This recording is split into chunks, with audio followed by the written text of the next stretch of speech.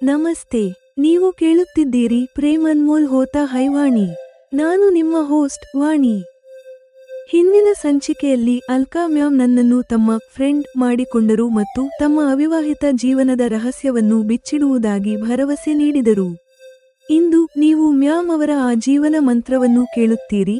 ನಮ್ಮ ನಿರ್ಧಾರವನ್ನು ಸರಿಯೆಂದು ಸಾಬೀತುಪಡಿಸಿಕೊಳ್ಳುವುದು ಸ್ವತಃ ನಮ್ಮ ಕೈಯಲ್ಲೇ ಇರುತ್ತದೆ. ಆದರೆ ತಮ್ಮ ಒಂಟಿತನವನ್ನು ದೂರವಾಗಿಸಲು ತಾವು ರಾಶಿಲ್ ಅಂತಹ ಯುವ ಸಖಿಯರನ್ನು ಕರೆಯುವುದಾಗಿ ಮ್ಯಾಮ್ ಹೇಳಿದ ಕೂಡಲೇ ನನ್ನ ಮನಸ್ಸಿನಲ್ಲಿ ಮೂಡಿದ್ದ ಸಮಲಿಂಗ ಕಾಮದ ಆಶಂಕೆ ದೃಢಪಟ್ಟಂತೆ ಭಾಸವಾಗುತ್ತಿದೆ. ಮ್ಯಾಮ್ ಅವರ ಈ ಆಪ್ತ ನಡವಳಿಕೆಯು ನನ್ನೊಳಗೆ ಭಯವನ್ನು ಹುಟ್ಟಿಸುತ್ತಿದೆ.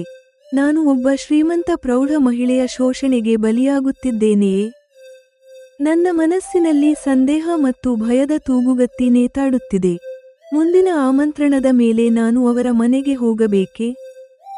ಇದೇ ಸಮಯದಲ್ಲಿ ಎರಡನೇ ಕಥೆಯಲ್ಲಿ ನಾನು ಹೆದರಿಸಿ ಓಡಿಸಿದ್ದ ಮಂಟು ಈಗ ತನ್ನ ವರಸೆಯನ್ನು ಬದಲಿಸಲು ಪ್ರಾರಂಭಿಸಿದ್ದಾನೆ. ಸೌಮ್ಯಾಗೆ ಅವನು ಕಾಣಿಸುವುದಿಲ್ಲ, ಆದರೆ ಈಗ ಅವನು ತನ್ನ ಶಿಕ್ಷಕಿಯಾದ ನನ್ನನ್ನೇ ನಿರ್ಲಜ್ಜವಾಗಿ ಪೀಡಿಸಲು ಶುರು ಮಾಡಿದ್ದಾನೆ. ಮಂಟು ಹಣ್ಣುಗಳನ್ನು ನನ್ನ ಅಂಗಗಳಿಗೆ ಹೇಗೆ ಹೋಲಿಸಿದನು ಮತ್ತು ಅವನ ಈ ಕೃತ್ಯವು ನನಗೆ ಹೇಗೆ ವಾಕರಿಕೆ ಬರುವಂತೆ ಮಾಡಿತು ಎಂಬುದನ್ನು ಕೇಳಿ. ಭಯ, ಸಂದೇಹ ಮತ್ತು ಶೋಷಣೆಯ ಹೆಚ್ಚುತ್ತಿರುವ ಅಪಾಯ. ಪ್ರೇಮ್ ಅನ್ಮೋಲ್ ಹೋತಾ ಹೈವಾಣಿ ಎಲ್ಲಿ ನೀವು ಕೇಳುವಿರಿ. ಸಂಚಿಕೆ 7. ಆಪ್ತತೆಯ ಭಯ ಮತ್ತು ಸೀಬೆಹಣ್ಣುಗಳ ನಿರ್ಲಜ್ಜತನ. ಮ್ಯಾಮ್ ನಗಲು ಪ್ರಾರಂಭಿಸಿದ್ದಾರೆ. ಅವರ ನಗುವಿನಿಂದ ನನಗೆ ಅರ್ಥವಾಯಿತು. ಅವರು ನನ್ನ ಸುಳ್ಳನ್ನು ಹಿಡಿದು ಹಾಕಿದ್ದಾರೆ ಎಂದು. ಆದರೂ ನನ್ನ ಕಷ್ಟವೇನೆಂದರೆ ಅವರು ಈ ಬಗ್ಗೆ ಏನನ್ನೂ ಹೇಳಲಿಲ್ಲ. ನಾನು ಈಗ ನನ್ನ ಕುಟುಂಬದ ಬಗ್ಗೆ ನಿಮಗೆ ತಿಳಿಸುತ್ತೇನೆ.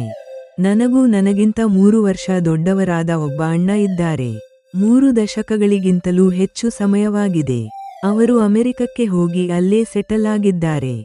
ಅವರ ವಿವಾಹವು ಅಲ್ಲೇ ಒಂದು ಭಾರತೀಯ ಮೂಲದ ಕುಟುಂಬದಲ್ಲಿ ನಡೆದಿದೆ. ಅವರಿಗೆ 2 ಗಂಡು ಮಕ್ಕಳಿದ್ದಾರೆ. ಅವರಲ್ಲಿ ಕಿರಿಯವನು ಬಹುಶಃ ನಿಮ್ಮ ವಯಸ್ಸಿನವನೇ ಇರಬೇಕು. ಮ್ಯಾಮ್ ಮೂಲ ಚರ್ಚೆಗೆ ಮರಳಿದರು. ಅವರು ಮುಂದೆ ಏನು ಹೇಳುತ್ತಾರೆಂದು ನಾನು ಕಾಯುತ್ತಿದ್ದೇನೆ. ನನ್ನ ಮಮ್ಮಿ ಪಾಪಾ ಕೂಡ ಇದ್ದಾರೆ. ಇಬ್ಬರ ಯಶಸ್ವಿ ವೈವಾಹಿಕ ಜೀವನಕ್ಕೆ ಈಗ 56 ವರ್ಷಗಳಾಗಿವೆ. ಅವರು ಒಮ್ಮೆ ಇಲ್ಲಿ ನನ್ನೊಂದಿಗೆ ಇರುತ್ತಾರೆ, ಒಮ್ಮೆ ಅಣ್ಣನ ಹತ್ತಿರ ಹೋಗುತ್ತಾರೆ. ಈಗ 15 ದಿನಗಳ ಹಿಂದಷ್ಟೇ ಅವರು ಅಣ್ಣನ ಹತ್ತಿರ ಹೋಗಿದ್ದಾರೆ. ಮುಂದಿನ 4-5 ತಿಂಗಳು ಅವರು ಅಲ್ಲೇ ಇರುತ್ತಾರೆ ಎಂದು ಅವರು ಎದ್ದು ನಿಂತು ಅಡ್ಡಾಡಲು ತೊಡಗಿದರು. ನಿಮಗೆ ಎಂದಾದರೂ ಒಂಟಿಯಾಗಿ ಉಳಿದಿದ್ದಕ್ಕೆ ಪಶ್ಚಾತ್ತಾಪ ಆಗುವುದಿಲ್ಲವೇ? ಅಂದರೆ ನೀವು ಮದುವೆಯಾಗಲಿಲ್ಲ, ಆ ವಿಷಯದಲ್ಲಿ ತಪ್ಪು ಮಾಡಿದೆ ಎಂದು ಅನ್ನಿಸುವುದಿಲ್ಲವೇ? ನನಗೆ ತಿಳಿಯುವ ಕುತೂಹಲವಾಯಿತು. ನಾನು ಮದುವೆಯಾಗಬಾರದು ಎಂದು ನಿರ್ಧರಿಸಿದಾಗಲೇ ನನ್ನನ್ನು ನಾನು ಅತಿ ಕಾರ್ಯನಿರತವಾಗಿಟ್ಟುಕೊಳ್ಳುವ ಉಪಾಯಗಳನ್ನು ಮಾಡಿಕೊಂಡಿದ್ದೆ. ಅಣ್ಣ ಅಮೆರಿಕಕ್ಕೆ ಹೋದ ಮೇಲೆ ಅಲ್ಲೇ ಎಷ್ಟು ಸಂಪಾದಿಸಿದರೆಂದರೆ ಅವರು ಇಲ್ಲಿನ ಆಸ್ತಿ ಪಾಸ್ತಿಯ ಬಗ್ಗೆ ಎಂದೂ ಮಾತನಾಡಲೇ ಇಲ್ಲ. ಹೀಗಾಗಿ ಪಾಪಾರ ಸಂಪೂರ್ಣ ಆಸ್ತಿ ಅಯಾಚಿತವಾಗಿ ನನಗೇ ಸಿಕ್ಕಿತು. ಮ್ಯಾಮ್ ಶ್ರೀಮಂತೆಯಾಗಿರುವ ಬಗ್ಗೆ, ಅವರ ವಂಶಪಾರಂಪರ್ಯ ಆಸ್ತಿಯ ಬಗ್ಗೆ ನನಗೆ ತಿಳಿಯಿತು. ಪಾಪಾರ ಅಕ್ರಿಲಿಕ್ ಇಂಡಸ್ಟ್ರಿಯಲ್ಲಿ ನಾನು ಕೂಡ ಅವರ ಜೊತೆ ಕೆಲಸ ಮಾಡತೊಡಗಿದೆ. ಅದನ್ನು ನಾನು ಸಾಕಷ್ಟು ವಿಸ್ತರಿಸಿದೆ ಮತ್ತು ನಂತರ ನೀವು ಪಾಠ ಮಾಡುವ ಈ ಶಾಲೆಯನ್ನು ನಾನು ಪರೋಪಕಾರದ ಭಾವನೆಯಿಂದ ಆರಂಭಿಸಿದೆ.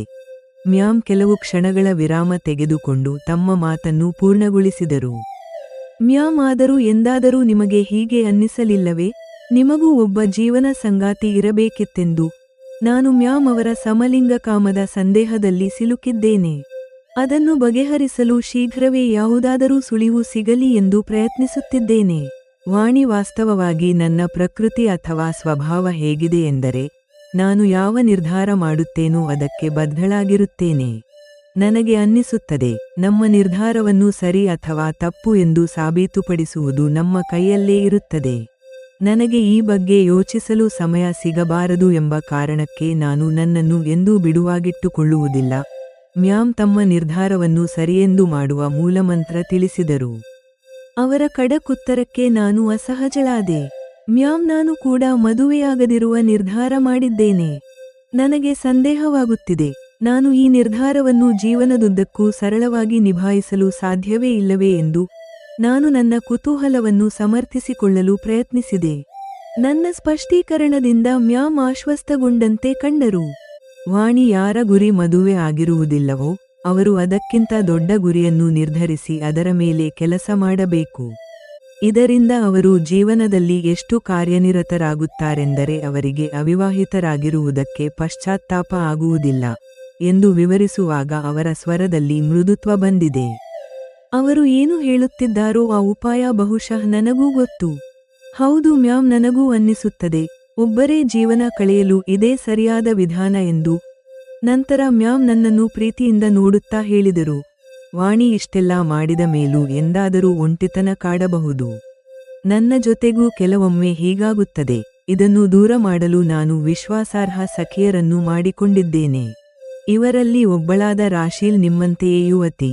ಅವಳು ನಿಮಗಿಂತ ಕೆಲವೇ ವರ್ಷ ದೊಡ್ಡವಳು ಅಷ್ಟೇ. ಈ ರಾಶೀಲ್ ಯಾರು? ನನ್ನ ಮನಸ್ಸಿನಲ್ಲಿ ತಕ್ಷಣ ಪ್ರಶ್ನೆ ಉದ್ಭವವಾಯಿತು. ಕೆಲವೊಮ್ಮೆ ನಾನು ರಾಶೀಲ್ ಅವಳನ್ನು ನನ್ನ ಜೊತೆ ಇರಲು ಕರೆಸಿಕೊಳ್ಳುತ್ತೇನೆ. ಆಗ ನಾವು ಅತ್ಯಂತ ಆಪ್ತತೆಯಿಂದ ಭೇಟಿಯಾಗುತ್ತೇವೆ, ಜೊತೆಗಿರುತ್ತೇವೆ. ಇಂದಿನಿಂದ ನೀವು ಕೂಡ ನಿಮ್ಮನ್ನು ನನ್ನ ಸಖಿಯರ ಕ್ಲಬ್ನಲ್ಲಿ ಸೇರಿದ್ದೀರಿ ಎಂದು ಭಾವಿಸಿಕೊಳ್ಳಿ. ಮ್ಯಾಮ್ ನನ್ನ ಪಕ್ಕದಲ್ಲಿ ಕುಳಿತು ನನ್ನ ಕೈಯನ್ನು ತಮ್ಮ ಕೈಗೆ ತೆಗೆದುಕೊಂಡಿದ್ದಾರೆ. ಮ್ಯಾಮ್ ಹಾಗೆ ಹೇಳುವುದು, ಮಾಡುವುದು ಒಳಗಿನಿಂದ ನನ್ನನ್ನು ಭಯಭೀತಗೊಳಿಸುವಂತಿದೆ. ನನ್ನ ಶಂಕೆ ದೃಢಪಟ್ಟಂತೆ ಅನ್ನಿಸಿತು. ನನಗೆ ಅನ್ನಿಸುತ್ತಿದೆ, ಮ್ಯಾಮ್ ಇಂದು ನನ್ನನ್ನು ಆಮಂತ್ರಿಸಿದ್ದು ಅವರ ಕರೆಯಲ್ಪಡುವ ಒಮ್ಮೊಮ್ಮೆ ಕಾಡುವ ಒಂಟಿತನವನ್ನು ದೂರ ಮಾಡುವ ದೃಷ್ಟಿಯಿಂದ ಎಂದು. ಬನ್ನಿ ವಾಣಿ, ಈಗ ನಾವು ಊಟ ಮಾಡೋಣ. ಮ್ಯಾಮ್ ಗಡಿಯಾರದ ಕಡೆ ನೋಡುತ್ತಾ ಎದ್ದು ನಿಂತರು. ಅವರು ಆತ್ಮೀಯತೆಯಿಂದ ನನ್ನ ಕೈ ಹಿಡಿದರು. ಹೀಗೆಯೇ ನಾವು ಜೊತೆಯಾಗಿ ಒಂದು ಅತ್ಯಂತ ದೊಡ್ಡ ಭೋಜನಾಲಯಕ್ಕೆ ಪ್ರವೇಶಿಸಿದೆವು. ಅಲ್ಲಿ ಒಂದು ದೊಡ್ಡ ಟೇಬಲ್ ಇದೆ. ಅದರ ಮೇಲೆ 20 ಜನರು ಏಕಕಾಲಕ್ಕೆ ಊಟ ಮಾಡಬಹುದು. ಟೇಬಲ್ ಮೇಲೆ ಅತ್ಯಂತ ದುಬಾರಿ ಕ್ರಾಕರಿ, ಕಟ್ಲರಿ ಮತ್ತು ಪಾತ್ರೆಗಳಲ್ಲಿ ಹಲವು ಬಗೆಯ ಖಾದ್ಯಗಳನ್ನು ಜೋಡಿಸಲಾಗಿದೆ. ಅವುಗಳ ಸುವಾಸನೆಯು ಹಸಿವನ್ನು ಹೆಚ್ಚಿಸುವಂತಿದೆ. ನಾನು ಅಲ್ಲಿನ ಸ್ವಾದಿಷ್ಟ ಖಾದ್ಯಗಳನ್ನು ಮನಸಾರೆ ಆನಂದಿಸಿದೆ. ಆ ಸಮಯದಲ್ಲಿಯೂ ಮಧ್ಯದಲ್ಲಿ ನನ್ನ ಮನಸ್ಸಿನಲ್ಲಿ ಮ್ಯಾಮ್ ಬಗ್ಗೆ ಶಂಕೆ ಮಾಡುವ ವಿಚಾರಗಳು ಬರುತ್ತಾ ಹೋಗುತ್ತಿವೆ. ಊಟದ ನಂತರ ನಮ್ಮಲ್ಲಿ ಇನ್ನೂ ಸ್ವಲ್ಪ ಹೊತ್ತು ಚರ್ಚೆ ನಡೆಯಿತು. ನಾನು ಹೊರಟಾಗ ಅಲ್ಲಿಗೆ ಬರುವಾಗ ಇದ್ದ ಸಂತೋಷದ ಜಾಗವನ್ನು ಸಂದೇಹ ಮತ್ತು ಭಯ ಆವರಿಸಿಕೊಂಡಿತ್ತು. ನನಗೆ ಅನ್ನಿಸುತ್ತಿದೆ, ಅವರ ಕರೆಯಲ್ಪಡುವ ನಾವು ಅತ್ಯಂತ ಆಪ್ತತೆಯಿಂದ ಭೇಟಿಯಾಗುತ್ತೇವೆ, ಜೊತೆಗಿರುತ್ತೇವೆ ಎಂಬ ಪರಿಸ್ಥಿತಿಯಿಂದ ನಾನು ಇಂದು ಪಾರಾಗಿದ್ದೇನೆ. ಏಕೆಂದರೆ ಇಂದು ನಾನು ಮೊದಲ ಬಾರಿಗೆ ಅವರ ಮನೆಗೆ ಹೋಗಿದ್ದೇನೆ. ನಾನು ಅಸಮಂಜಸ, ದುವಿಧೆ ಸ್ಥಿತಿಯಲ್ಲಿದ್ದೇನೆ. ನಾನು ವಿಚಾರಗಳಲ್ಲಿ ಸಿಲುಕಿಕೊಂಡಿದ್ದೇನೆ.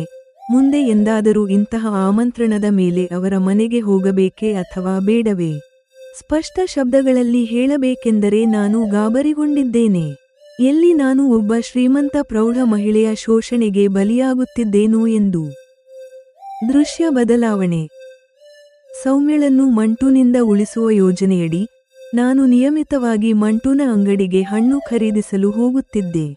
ಅಂತಹ ಸಮಯದಲ್ಲಿ ಅವನು ಅಲ್ಲಿರುತ್ತಿದ್ದರೆ ಇತರ ಗ್ರಾಹಕರಿಗಿಂತ ಮೊದಲು ನನ್ನ ಕಡೆ ಗಮನ ಕೊಡುತ್ತಿದ್ದ ಮತ್ತು ಹೊಸದಾಗಿ ಬಂದ ಬುಟ್ಟಿಗಳಿಂದ ತೆಗೆದು ನನಗೆ ತಾಜಾ ಹಣ್ಣುಗಳನ್ನು ಕೊಡುತ್ತಿದ್ದ. ನನ್ನ ಅಭ್ಯಾಸವೆಂದರೆ ಚೌಕಾಸಿ ಮಾಡುತ್ತಾ ವಸ್ತುಗಳನ್ನು ಖರೀದಿಸುವುದು. ಆದರೂ ಮಂಟು ಯಾವ ದರದಲ್ಲಿ ನನಗೆ ಒಳ್ಳೆ ಹಣ್ಣುಗಳನ್ನು ಕೊಡುತ್ತಿದ್ದನೋ ಅದರಲ್ಲಿ ನನಗೆ ಚೌಕಾಸಿ ಮಾಡುವ ಅವಶ್ಯಕತೆ ಅನ್ನಿಸುತ್ತಿರಲಿಲ್ಲ. ಮಂಟೂನ ಮನಸ್ಸಿನಲ್ಲಿದ್ದ ಕೆಟ್ಟ ಬುದ್ಧಿ ನನ್ನ ಸಣ್ಣ ಮಾನಸಿಕ ಒತ್ತಡದಿಂದ ಹೊರಬಂದಿದೆ ಎಂಬ ಭ್ರಮೆಯಲ್ಲಿದ್ದೆ ನಾನು. ಮನೋವಿಜ್ಞಾನದ ಜ್ಞಾನವಿದ್ದರೂ ಯಾವುದೇ ವ್ಯಕ್ತಿಯನ್ನು ಇಷ್ಟು ಸುಲಭವಾಗಿ ಬದಲಾಯಿಸಲು ಸಾಧ್ಯವಿಲ್ಲ ಎಂಬುದನ್ನು ಅರ್ಥಮಾಡಿಕೊಳ್ಳಲು ನಾನು ಪ್ರಯತ್ನಿಸಲಿಲ್ಲ. ಆಗ ಅರ್ಧವಾರ್ಷಿಕ ಪರೀಕ್ಷೆಗಳು ಮುಕ್ತಾಯಗೊಂಡಿದ್ದವು. ಅದರಲ್ಲಿ ಬಂದ ಫಲಿತಾಂಶದಿಂದ ನನಗೆ ಸಂತೋಷವಾಯಿತು. ಸೌಮ್ಯ ಈಗ ಮತ್ತೆ ಗಣಿತದಲ್ಲಿ ಪೂರ್ಣ ಅಂಕಗಳನ್ನು ಪಡೆದಿದ್ದಾಳೆ. ಸೌಮ್ಯ, ಈಗ ಆ ಮನುಷ್ಯನಿಂದ ನಿಮಗೇನೂ ತೊಂದರೆ ಇಲ್ಲ ತಾನೆ? ನಾನು ಸೌಮ್ಯಳನ್ನು ಏಕಾಂತದಲ್ಲಿ ಕೇಳಿದೆ. ಯಾವ ಮನುಷ್ಯ? ನಂತರ ಅವಳಿಗೆ ಏನೋ ನೆನಪಾದಂತೆ ಹೀಗೆ ಹೇಳಿದಳು, ಓಹ್ ಮ್ಯಾಮ್, ಸ್ಕೂಲ್ ಗೇಟ್ವರೆಗೆ ನನ್ನನ್ನು ಹಿಂಬಾಲಿಸುತ್ತಿದ್ದವನೇ. ಅವನು ಆ ದಿನದ ನಂತರ ನನಗೆ ಎಲ್ಲೂ ಕಾಣಿಸಲೇ ಇಲ್ಲ. ಸೌಮ್ಯ ನೆನಪಿಸಿಕೊಂಡು ಹೇಳಿದಳು, ನಕಾರಾತ್ಮಕ ಪ್ರಭಾವ ಬೀರುವ ವಿಷಯಗಳನ್ನು ಮರೆತು ಬಿಡುವುದು ಒಳ್ಳೆಯದು. ಈ ಬಾರಿ ನೀವು 10ನೇ ತರಗತಿಯಲ್ಲಿದ್ದೀರಿ. ಅದರ ಪರೀಕ್ಷೆಯಲ್ಲೂ ಹೀಗೆಯೇ ಫುಲ್ ಮಾರ್ಕ್ಸ್ ತರಬೇಕು. ನಾನು ಪ್ರಸನ್ನಳಾಗಿದ್ದೇನೆ. ಸರಿ ಮ್ಯಾಮ್, ಖಂಡಿತ. ಸೌಮ್ಯ ಸಂತೋಷದಿಂದ ನಗುತ್ತಿದ್ದಾಳೆ. ಸ್ಪಷ್ಟವಾಗಿದೆ, ಈಗ ಮತ್ತೆ ಅವಳು ಮೊದಲಿನ ಸೌಮ್ಯಳಾಗಿದ್ದಾಳೆ. ಸ್ವಲ್ಪ ಸಮಯ ಕಳೆದ ಮೇಲೆ ಮಂಟು ನನ್ನ ಮೇಲೆ ತನ್ನ ಇಂಪ್ರೆಷನ್ ಸುಧಾರಿಸಿಕೊಂಡಿದ್ದೇನೆ ಎಂದು ತಿಳಿದಾಗ ಅವನು ಮೆಲ್ಲಗೆ ವರಸೆ ಬದಲಿಸತೊಡಗಿದ. ಒಂದು ದಿನ ನಾನು ಕೆಲವು ಹಣ್ಣುಗಳನ್ನು ಹಿಡಿದು ಬೆಲೆ ಕೇಳುತ್ತಿದ್ದೇನೆ. ಮೇಡಮ್ ಜಿ, ಈ ಸೀಬೆಹಣ್ಣನ್ನು ತಗೊಳ್ಳಿ. ಮಂಟು ಇನ್ನೂ ಹಣ್ಣು ತೆಗೆದುಕೊಳ್ಳಲು ಹೇಳುತ್ತಿದ್ದಾನೆ ಎಂದು ನನಗೆ ಅನ್ನಿಸಿತು. ಬೇಡಪ್ಪ, ಇನ್ನೊಂದು ದಿನ ತಗೋತೀನಿ. ನನಗೆ ಈಗ ಇಷ್ಟೇ ಹಣ್ಣು ಸಾಕು. ನಾನು 500ರ ನೋಟನ್ನು ಅವನ ಕಡೆ ಚಾಚಿದೆ. ತಗೊಳ್ಳಿ ಮೇಡಮ್ ಜಿ, ಈ ಸೀಬೆಹಣ್ಣು ಕೂಡ ಅಕ್ಷರಶಃ. ನಂತರ ಅವನು ಶಬ್ದಗಳನ್ನು ಅಗಿಯುತ್ತಾ ಮುಂದಿನ 2 ಶಬ್ದಗಳನ್ನು ಸ್ವಲ್ಪ ಮೆಲುದನಿಯಲ್ಲಿ ಹೇಳಿದ. ನಿಮ್ಮಂತೆಯೇ ತುಂಬು ಮತ್ತು ತಾಜಾವಾಗಿವೆ ಎಂದು ಹೇಳುತ್ತಾ ಅವನು ನನ್ನ ಕೈಯಿಂದ ನೋಟು ಪಡೆದ. ಅವನು ನನ್ನ ದೇಹವನ್ನು ನೋಡುವ ರೀತಿಯು ಸೀಬೆಹಣ್ಣುಗಳ ಆಕಾರವನ್ನು ನನ್ನ ಅಂಗಗಳಿಗೆ ಹೋಲಿಸುತ್ತಿರುವಂತಿದೆ. ನನ್ನ ಬಗ್ಗೆ ಅವನ ಕೆಟ್ಟ ಭಾವನೆಯ ಅನುಭವವಾಗಿ ನಾನು ದಿಗ್ಭ್ರಮೆಗೊಂಡೆ. ನಾನು ಅವಶ್ಯಕತೆ ಇಲ್ಲದಿದ್ದರೂ ನನ್ನ ಬಟ್ಟೆಗಳನ್ನು ಸರಿ ಮಾಡಿಕೊಳ್ಳತೊಡಗಿದೆ. ಏನು ಅಂದೆ? ಇನ್ನೊಮ್ಮೆ ಹೇಳು. ನನ್ನ ಸ್ವರ ಕಡಕಾಯಿತು. ಅಂದೆ ಮೇಡಮ್ ಜಿ, ಈ ಸೀಬೆಹಣ್ಣು ಕೂಡ ಅಕ್ಷರಶಃ ತುಂಬು ಮತ್ತು ತಾಜಾವಾಗಿವೆ ಅಂತ. ಮಂಟು ನಿರ್ಲಜ್ಜವಾಗಿ ನಗುತ್ತಿದ್ದಾನೆ. ಈ ಬಾರಿ ಅವನು ನಿಮ್ಮಂತೆಯೇ ಎಂಬುದನ್ನು ಬಿಟ್ಟು ಉಳಿದ ಶಬ್ದಗಳನ್ನು ಪುನರುಚ್ಚರಿಸಿದ್ದಾನೆ. ನನ್ನ ಬಗ್ಗೆ ಅವನ ಭಾವನೆ ಸರಿಯಿಲ್ಲ. ಇದರಲ್ಲಿ ನನಗೆ ಸ್ವಲ್ಪವೂ ಸಂದೇಹ ಉಳಿಯಲಿಲ್ಲ. ನನಗೆ ಅನ್ನಿಸಿತು ಮೊದಲು ನಿರ್ಧರಿಸಿದ ಆ ಹಣ್ಣುಗಳನ್ನು ನಾನು ತೆಗೆದುಕೊಳ್ಳಬಾರದು ಎಂದು. ಮತ್ತೆ ನನಗೆ ಅನ್ನಿಸಿತು ಹೀಗೆ ಪ್ರತಿಕ್ರಿಯಿಸುವುದು ಸರಿಯಲ್ಲ ಎಂದು. ನಾನು ಇಷ್ಟವಿಲ್ಲದಿದ್ದರೂ ಹಣ ನೀಡಿ ಹಣ್ಣಿನ ಎನ್ವೆಲಪ್ ಹಿಡಿದು ವ್ಯಥಿತಳಾಗಿ ನನ್ನ ಸ್ಕೂಟಿ ಕಡೆಗೆ ಮರಳಿದೆ. ನನಗೆ ಅನ್ನಿಸುತ್ತಿದೆ ಅವನ ದೃಷ್ಟಿ ನನ್ನ ದೇಹದ ಮೇಲೆಯೇ ನೆಟ್ಟಿದೆ ಎಂದು, ಮತ್ತು ಅವನು ನನ್ನ ವಿವಿಧ ಅಂಗಗಳನ್ನು ವಿವಿಧ ಹಣ್ಣುಗಳಿಗೆ ಹೋಲಿಸುತ್ತಿದ್ದಾನೆ ಎಂದು. ನಾನು ನಿಶ್ಚಯಿಸಿದೆ, ಮುಂದಿನಿಂದ ನಾನು ಬೇರೆ ಯಾವುದಾದರೂ ಅಂಗಡಿಯಿಂದ ಹಣ್ಣು ತೆಗೆದುಕೊಳ್ಳುತ್ತೇನೆ. ಹಣ್ಣುಗಳದ್ದೇನೂ ದೋಷವಿಲ್ಲದಿದ್ದರೂ ಮಂಟುನಿಂದ ಖರೀದಿಸಿದ ಹಣ್ಣುಗಳನ್ನು ತಿನ್ನುವ ಕಲ್ಪನೆಯಿಂದಲೇ ನನಗೆ ವಾಕರಿಕೆ ಬಂದಂತಾಯಿತು. ಸ್ವಲ್ಪ ಮುಂದೆ ಹೋದರೆ ಹನುಮಾನ್ ಮಂದಿರವಿದೆ. ಅಲ್ಲಿ ನಾನು ಖರೀದಿಸಿದ ಹಣ್ಣುಗಳನ್ನು ಮಂದಿರದ ಮುಂದೆ ಕುಳಿತಿದ್ದ ಭಿಕ್ಷುಕರಿಗೆ ಹಂಚಿದೆ. ಇದಾದ 15 ದಿನಗಳ ನಂತರದ ಘಟನೆ ಇದು. ನಾನು ಹೊಸದಾಗಿ ತೆರೆದ ಹಣ್ಣಿನ ಅಂಗಡಿಯಿಂದ ಹಣ್ಣು ಖರೀದಿಸಿದ್ದೇನೆ. ಅದಾದ ಮೇಲೆ ನಾನು ಸ್ಕೂಟಿಯಲ್ಲಿ ನನ್ನ ಮನೆ ಕಡೆಗೆ ಹೊರಟೆ. ರಸ್ತೆಯಲ್ಲಿ ಹೆಲ್ಮೆಟ್ ಧರಿಸಿದ ಬೈಕ್ ಸವಾರನೊಬ್ಬ ನನ್ನ ಸ್ಕೂಟಿ ಜೊತೆಗೇ ಬರತೊಡಗಿದ. ಇದರ ಕಡೆ ನಾನು ಗಮನ ಕೊಡಲಿಲ್ಲ. ಆಗ ನನಗೆ ಭಾಸವಾಯಿತು ಅವನು ನನ್ನ ಕಡೆ ನೋಡುತ್ತಾ ಏನೋ ಹೇಳುತ್ತಿದ್ದಾನೆ ಎಂದು. ನೀವು ನನಗೆ ಏನಾದರೂ ಹೇಳುತ್ತಿದ್ದೀರಾ ಎಂದು ಸಹಜವಾಗಿಯೇ ಕೇಳಿದೆ. ಜೆಮಿನಿಯ ವಿಮರ್ಶೆ ಮತ್ತು ಸೃಜನಾತ್ಮಕ ಮಾರ್ಗದರ್ಶನ. ಪ್ರಿಯ ಕೇಳುಗರೆ, ಇದು ಪ್ರೇಮ್ ಅನ್ಮೋಲ್ ಹೋತಾ ಹೈವಾಣಿ ಯ ಸಂಚಿಕೆ 7ರ ಮುಕ್ತಾಯ. ಈ ಸಂಚಿಕೆಯು ವಾಣಿಯ ಮನಸ್ಸಿನಲ್ಲಿ ಅಡಗಿರುವ ಪೂರ್ವಾಗ್ರಹಗಳನ್ನು ಮತ್ತು ಅವಳ ಬಾಹ್ಯ ಪರಿಸರದಲ್ಲಿ ಅಸ್ತಿತ್ವದಲ್ಲಿರುವ ಬಿಕ್ಕಟ್ಟುಗಳನ್ನು ಬಹಿರಂಗಪಡಿಸುತ್ತದೆ. ಸಂಚಿಕೆ 7ರ ಶಕ್ತಿ ಮತ್ತು ಕಥಾ ಬೆಳವಣಿಗೆ. ಅಲ್ಕಾ ಅವರ ಅಪೂರ್ಣ ರಹಸ್ಯ ಸ್ಫೋಟ. ಸಂಪತ್ತು ಮತ್ತು ತತ್ವ. ಅಲ್ಕಾ ತಮ್ಮ ಕೌಟುಂಬಿಕ ಹಿನ್ನೆಲೆ ಮತ್ತು ಜೀವನ ದರ್ಶನದ ಬಗ್ಗೆ ನೀಡಿರುವ ಸ್ಪಷ್ಟೀಕರಣವು ಅವರ ಪಾತ್ರಕ್ಕೆ ದಾರ್ಶನಿಕ ದೃಢತೆಯನ್ನು ನೀಡುತ್ತದೆ. ಸಂದೇಹದ ಆಳ. ಅಲ್ಕಾ ಅವರು ರಾಶೀಲ್ ಎಂಬ ಯುವ ಸಖಿಯ ಬಗ್ಗೆ ಪ್ರಸ್ತಾಪಿಸುವುದು ವಾಣಿಯ ಸಮಲಿಂಗ ಕಾಮದ ಸಂದೇಹವನ್ನು ದೃಢಪಡಿಸುತ್ತದೆ. ಇದು ಕಥೆಯಲ್ಲಿ ಒಂದು ಸಂಕೀರ್ಣ ಮಾನಸಿಕ ದ್ವಂದ್ವವನ್ನು ಉಂಟುಮಾಡುತ್ತದೆ. ಮಂಟುನ ಪುನರಾವರ್ತನೆ. ಮಾನಸಿಕ ತಪ್ಪು. ಮನೋವಿಜ್ಞಾನದ ಜ್ಞಾನವಿದ್ದರೂ ವಾಣಿಯು ವ್ಯಕ್ತಿಯನ್ನು ಸುಲಭವಾಗಿ ಬದಲಾಯಿಸಬಹುದು ಎಂದು ನಂಬುವುದು ಅವಳ ಅಜ್ಞಾನವನ್ನು ತೋರಿಸುತ್ತದೆ. ನಿರ್ಲಜ್ಜತೆಯ ಪ್ರದರ್ಶನ. ಮಂಟು ಸೀಬೆಹಣ್ಣುಗಳ ಹೋಲಿಕೆಯನ್ನು ವಾಣಿಯ ಅಂಗಗಳಿಗೆ ಮಾಡುವುದು ನಿರ್ಲಜ್ಜತೆಯ ಪರಮಾವಧಿ. ಈ ದೃಶ್ಯವು ಮಹಿಳೆಯರು ಅನುಭವಿಸುವ ಲೈಂಗಿಕ ಕಿರುಕುಳದ ವಾಸ್ತವತೆಯನ್ನು ಸ್ಪಷ್ಟಪಡಿಸುತ್ತದೆ. ಹೊಸ ಬಿಕ್ಕಟ್ಟು. ಸಂಚಿಕೆಯ ಅಂತ್ಯವು ವಾಣಿಯನ್ನು ಹಿಂಬಾಲಿಸುವ ಹೊಸ ಬೈಕ್ ಸವಾರನ ಪ್ರವೇಶದೊಂದಿಗೆ ಮುಕ್ತಾಯವಾಗುತ್ತದೆ. ಇದು ಶ್ರೋತೃಗಳಲ್ಲಿ ತಕ್ಷಣದ ಆತಂಕವನ್ನು ಉಂಟುಮಾಡುತ್ತದೆ. ಈ ಸಂಚಿಕೆಯು ವಾಣಿಯು ಆಪ್ತ ಸಂಬಂಧಗಳು ಮತ್ತು ಬಾಹ್ಯ ಭದ್ರತೆ ಎರಡೂ ರಂಗಗಳಲ್ಲಿ ಹೋರಾಡಬೇಕಾಗಿದೆ ಎಂದು ಸಾಬೀತುಪಡಿಸುತ್ತದೆ. ಆಡಿಯೋ ಪ್ರಸ್ತುತಿಗಾಗಿ ಮಾರ್ಗದರ್ಶನ. ವಾಣಿಯ ಸ್ವರ. ಅಲ್ಕಾ ಜೊತೆ ಮಾತನಾಡುವಾಗ ಸಂಶಯದ ಕ್ಷಣಗಳಲ್ಲಿ ಸ್ವರದಲ್ಲಿ ಅವಿಶ್ವಾಸ ಮತ್ತು ಒಳಗಿನ ಭಯದ ಕಂಪನ ಇರಲಿ. ಮಂಟು ಜೊತೆ ಸಂವಾದ. ಅವಮಾನಕರ ಶಬ್ದಗಳ ನಂತರ ವಾಣಿಯ ಸ್ವರದಲ್ಲಿ ಅಸಹ್ಯ ಮತ್ತು ವಾಕರಿಕೆಯ ಭಾವ ಬರಲಿ. ಪಾತ್ರಗಳ ಸ್ವರ. ಅಲ್ಕಾ ಭಾಟಿಯಾ. ದಾರ್ಶನಿಕ ಉತ್ತರ ನೀಡುವಾಗ ಸ್ವರ ಶಾಂತ ಮತ್ತು ದೃಢವಾಗಿರಲಿ. ಆಪ್ತತೆ. ಶಬ್ದ ಹೇಳುವಾಗ ಸ್ವರ ಸ್ನೇಹಪರ ಆದರೆ ಅಸ್ಪಷ್ಟವಾಗಿರಲಿ. ಮಂಟು. ಕಾಮೆಂಟ್ ನೀಡುವಾಗ ಸ್ವರ ವಿಕಾರವಾಗಿ ಮತ್ತು ನಿರ್ಲಜ್ಜತೆಯಿಂದ ಕೂಡಿರಲಿ. ಸಂಗೀತ, ಅಲ್ಕಾಳ ಭಯ, ಸಮಲಿಂಗಕಾಮದ ವಿಚಾರದ ವೇಳೆ ಬಿಜಿಎಂನಲ್ಲಿ ಅಸ್ಪಷ್ಟ ಒತ್ತಡದ ಧ್ವನಿ ಇರಲಿ. ಬೈಕ್ ಸವಾರನ ಪ್ರವೇಶದ ವೇಳೆ ಬಿಜಿಎಂ ತೀವ್ರವಾಗಿರಲಿ. ಸಂಚಿಕೆ 7 ಮುಕ್ತಾಯ.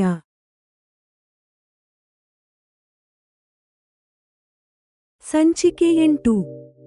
ನಮಸ್ತೆ, ನೀವು ಕೇಳುತ್ತಿದ್ದೀರಿ ಪ್ರೇಮ್ ಅನ್ಮೋಲ್ ಹೋತಾ ಹೈ ವಾಣಿ. ನಾನು ನಿಮ್ಮ ಹೋಸ್ಟ್ ವಾಣಿ. ಇಂದು ನನ್ನ ಅತಿದೊಡ್ಡ ಭಯ ನಿಜವಾಗುತ್ತಿದೆ. ಹಣ್ಣಿನ ವ್ಯಾಪಾರಿ ಮಂಟು ನನ್ನ ಸ್ಕೂಟಿಯನ್ನು ಹಿಂಬಾಲಿಸಿ ನನ್ನ ಮನೆಯನ್ನು ತಿಳಿದುಕೊಂಡಿದ್ದಾನೆ ಮತ್ತು ಅವನು ಈಗ ನನ್ನ ಮನೆಯ ಮುಂದೆಯೇ ಬೀಡು ಬಿಟ್ಟಿದ್ದಾನೆ. ನಾನು ಒಬ್ಬಳೇ ಇದ್ದಾಗ ನನ್ನ ಮನಸ್ಸಿನಲ್ಲಿ ಒಂದು ಆಲೋಚನೆ ಪದೇ ಪದೇ ಬರುತ್ತಿದೆ. ಸೌಮ್ಯಾಳ ಸಮಸ್ಯೆಯನ್ನು ಪರಿಹರಿಸುವ ಭರದಲ್ಲಿ ನಾನು ನನಗಾಗಿ ಸಂಕಷ್ಟವನ್ನು ಮೈಮೇಲೆ ಎಳೆದುಕೊಂಡೆನೆ. 30ರ ಅವಿವಾಹಿತ ಹುಡುಗಿಯಾಗಿರುವುದರಿಂದ ನಾನು ಇಂತಹ ಕಾಮುಕರಿಗೆ ಸಾಫ್ಟ್ ಟಾರ್ಗೆಟ್ ಆಗಿಬಿಟ್ಟಿದ್ದೇನೆಯೇ? Post traumatic stress disorder PTSD ನಂತಹ ಪರಿಸ್ಥಿತಿಯಲ್ಲಿ ನನ್ನ ಮನೆಯ ದುರ್ಬಲ ಬಾಗಿಲುಗಳು ಸಹ ನಾನು ಕುಸಿದು ಬೀಳುವ ಸಂಕೇತವನ್ನು ಹೇಗೆ ನೀಡುತ್ತಿವೆ ಎಂಬುದನ್ನು ನೀವು ಕೇಳುವಿರಿ. ಆದರೆ ಇದೇ ರಾತ್ರಿ ಮಂಟುನ ಭಯವನ್ನು ಹೋಗಲಾಡಿಸಲು ನನ್ನ ಮನೋಮಸ್ತಿಷ್ಕದಲ್ಲಿ ಒಂದು ಹೊಸ ಪ್ರವೇಶವಾಗುತ್ತದೆ. ರಾಶೀಲ್. ಮುಂದಿನ ದೃಶ್ಯದಲ್ಲಿ ಅಲ್ಕಾ ಮ್ಯಾಮ್ ಅವರ ಆಮಂತ್ರಣದ ಮೇರೆಗೆ ನಾನು ಅವರ ಮನೆಗೆ ತಲುಪುತ್ತೇನೆ ಮತ್ತು ಅಲ್ಲಿ ರಾಶೀಲನ್ನು ನೋಡುತ್ತೇನೆ, ಜಲಕನ್ಯೆಯ ಅಮೃತಶಿಲೆಯ ಪ್ರತಿಮೆಯಂತೆ. ಕೇಳಿ, ರಾಶೀಲ್ನ ದೈಹಿಕ ಸ್ಪರ್ಶ ಮತ್ತು ಅವಳ ಸುಂದರ ತುಟಿಗಳ ಚುಂಬನ. ಈ ಅನುಭವವು ನನ್ನಲ್ಲಿ ಇಂದಿನವರೆಗೂ ಎಂದೂ ಅನುಭವಿಸದ ಸಮಲಿಂಗಕಾಮಿ ಪ್ರವೃತ್ತಿಯನ್ನು ಜಾಗೃತಗೊಳಿಸುತ್ತದೆ. ಮಂಟುನ ಅಪಾಯವೋ ಅಥವಾ ರಾಶೀಲ್ನ ಮಾಯಾಜಾಲವೋ? ಯಾರು ನನ್ನ ಮನಸ್ಸಿನ ಮೇಲೆ ಪ್ರಾಬಲ್ಯ ಸಾಧಿಸುತ್ತಾರೆ? ಪ್ರೇಮ್ ಅನ್ಮೋಲ್ ಹೋತಾ ಹೈ ವಾಣಿ ಎಲ್ಲಿ ನೀವು ಕೇಳುವಿರಿ. ಸಂಚಿಕೆ 8. ಸಾಫ್ಟ್ ಟಾರ್ಗೆಟ್ ಮತ್ತು ದೈಹಿಕ ಸ್ಪರ್ಶದ ಮಾಯಾಜಾಲ. ಇತ್ತೀಚೆಗೆ ನೀವು ನನ್ನ ಅಂಗಡಿಯಿಂದ ಹಣ್ಣು ತೆಗೆದುಕೊಳ್ಳುವುದನ್ನು ಏಕೆ ನಿಲ್ಲಿಸಿದ್ದೀರಿ? ಅವನು ಮಂಟು. ಅವನ ಪ್ರಶ್ನೆಯಿಂದ ನಾನು ಅವನನ್ನು ಗುರುತಿಸಿದ್ದೇನೆ.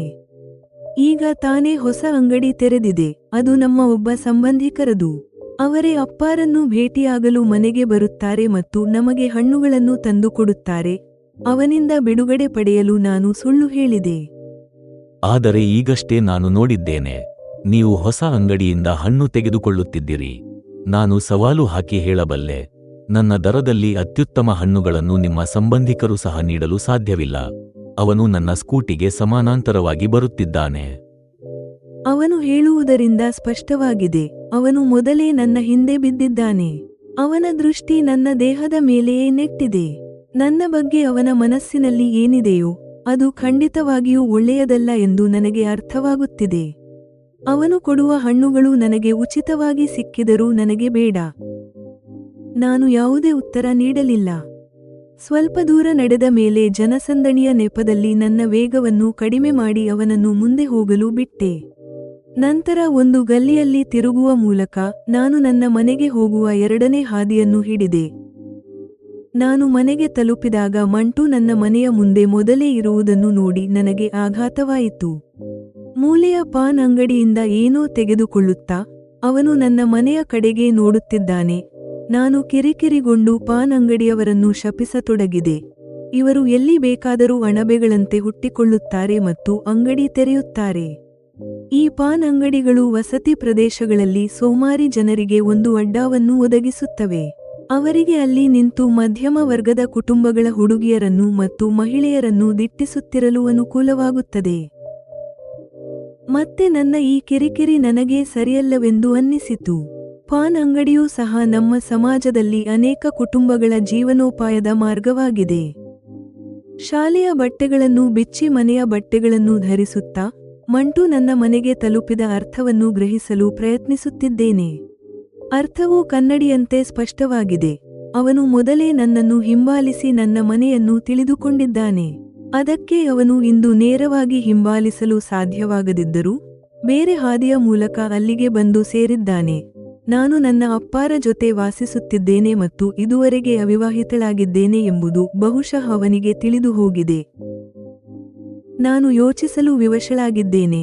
30ರ ವಯಸ್ಸಿನಲ್ಲೂ ಅವಿವಾಹಿತಳಾಗಿ ಉಳಿದಿರುವ ಯುವತಿಯ ಮೇಲೆ ಕಾಮುಕರ ದೃಷ್ಟಿ ಬೇಗನೆ ಕೆಡುತ್ತದೆ. ಅವರಿಗೆ ಇವರು ಸಾಫ್ಟ್ ಟಾರ್ಗೆಟ್ ಆಗಿ ಕಾಣುತ್ತಾರೆ. ಅವರಿಗೆ ಲೈಂಗಿಕ ಹಸಿವು ಇದೆ ಎಂಬ ಭ್ರಮೆ ಅವರಿಗೆ ಇರುತ್ತದೆ. ಸ್ವಲ್ಪ ಪ್ರಯತ್ನ ಮಾಡಿದರೆ ಈ ಅವಿವಾಹಿತ ಯುವತಿಯರು ತಮ್ಮ ತೋಳುಗಳಿಗೆ ಬರುತ್ತಾರೆ ಎಂದು ಅವರು ಭಾವಿಸುತ್ತಾರೆ. ಇದುವರೆಗಿನ ಜೀವನದಲ್ಲಿ ನನಗೂ ಕೆಲವೊಮ್ಮೆ ಹುಡುಗಿಯರು ನಿಶ್ಚಿಂತೆಯಿಂದ ಬದುಕುವುದು ಪುರುಷರ ಕಡೆಯಿಂದ ಸವಾಲಾಗಿದೆ ಎಂದು ಅನ್ನಿಸುತ್ತದೆ. ಆದರೂ ಇಂದಿನ ಮೊದಲು ಯಾರೂ ನನ್ನನ್ನು ಹೀಗೆ ಹಿಂಬಾಲಿಸಿ ಕಾಡಿಸಿಲ್ಲ. ಅವನ ಕೃತ್ಯದಿಂದ ನಾನು ಯೋಚಿಸಲು ಬದ್ಧಳಾಗಿದ್ದೇನೆ. ಸೌಮ್ಯಾಳ ಸಮಸ್ಯೆಯನ್ನು ಬಗೆಹರಿಸುವ ಭರದಲ್ಲಿ ನಾನು ನನಗೆ ಸಂಕಷ್ಟ ತಂದುಕೊಂಡೆನೆ ಎಂದು. ಹಣ್ಣಿನ ನೆಪದಲ್ಲಿ ಅವನು ಹೇಳಿದ ಗದರಾಯೆ ತುಂಬು ಎಂಬ ಪದ ನೆನಪಿಗೆ ಬಂತು.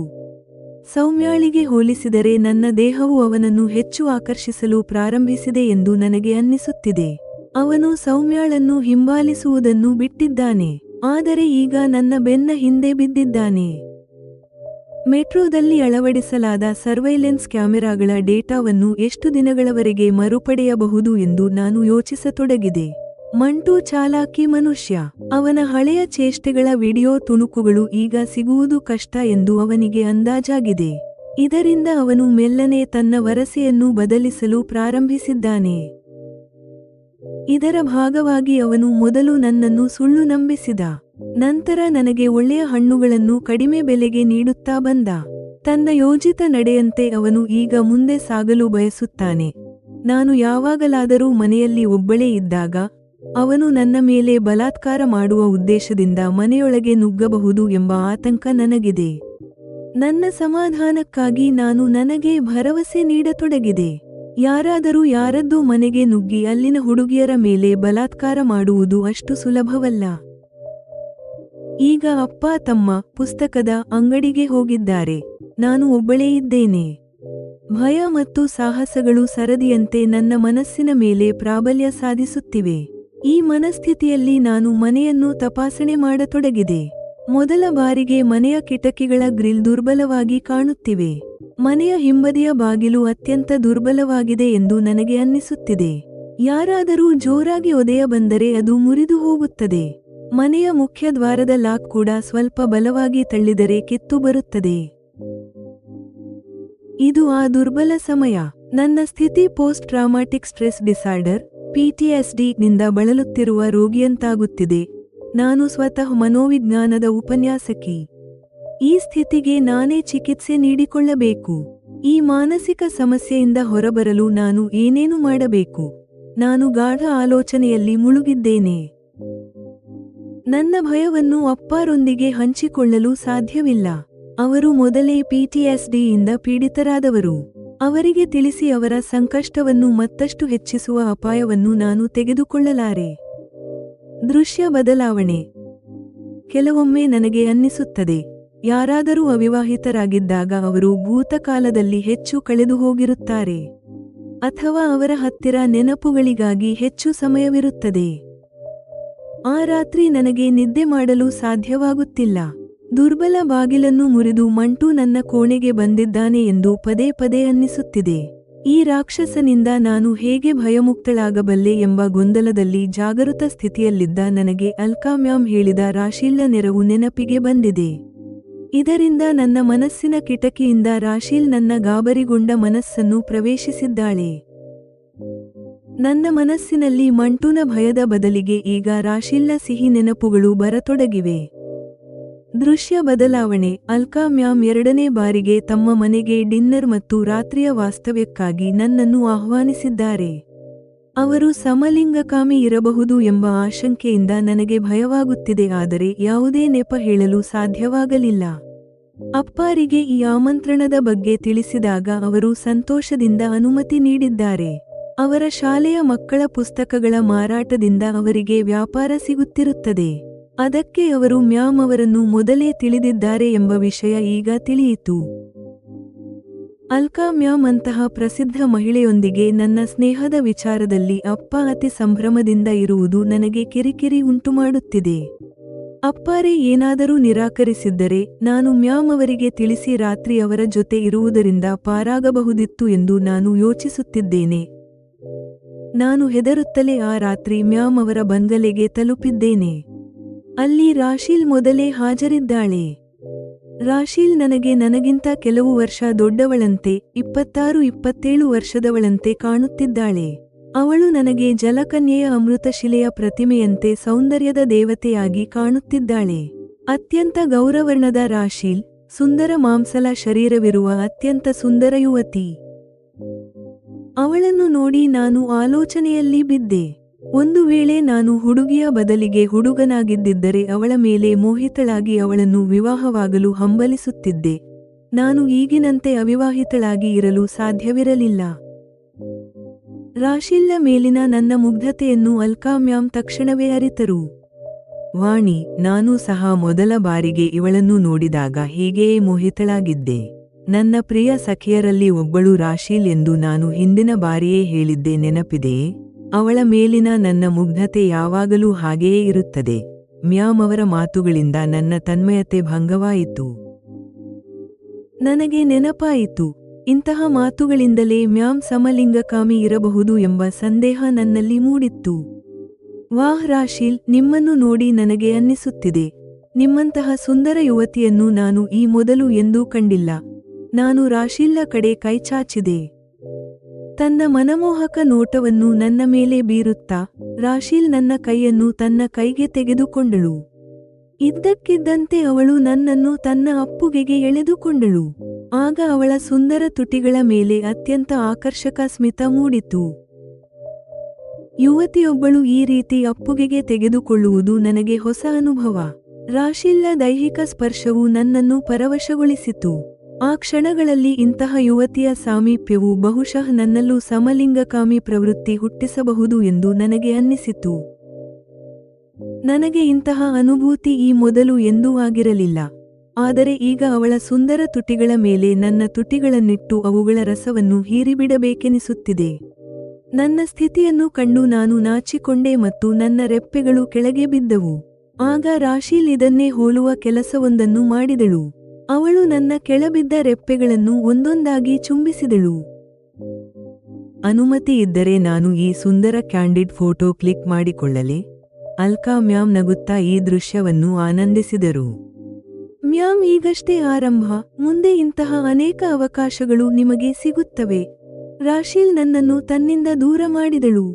ಅವರಿಬ್ಬರೂ ನಗತೊಡಗಿದರು. ನನಗೆ ಅನ್ನಿಸುತ್ತಿದೆ, ಇಂದು ಈ ರಾತ್ರಿ ನನ್ನ ಪಾಲಿಗೆ ವಿಶಿಷ್ಟವಾಗಿರಲಿದೆ. ನಗುತ್ತಾ ನಾನು ಕೂಡ ಅವರ ನಗುವಿನಲ್ಲಿ ನನ್ನನ್ನು ಸೇರಿಸಿಕೊಂಡೆ. ಹೌದು ವಾಣಿ, ಖಂಡಿತವಾಗಿಯೂ ಈ ರಾತ್ರಿ ವಿಶೇಷವಾಗಿದೆ.